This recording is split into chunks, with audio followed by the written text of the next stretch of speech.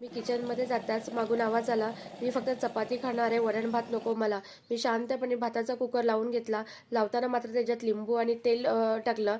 एका पातेलं गरम करायला ठेवलं. त्याच्यामध्ये दोन दोन चमचे चणा डाळ, 2 चमचे उडीद डाळ टाकून घेतली आणि ती थोडीशी परतवून घेतली आणि नंतर मग त्याच्यामध्ये टाकली 1 चमचा मोहरी टाकली, 1 चमचा जिरं टाकलं, कढीपत्ता टाकला आणि उभ्या चिरलेल्या मिरच्या पण टाकून घेतल्या.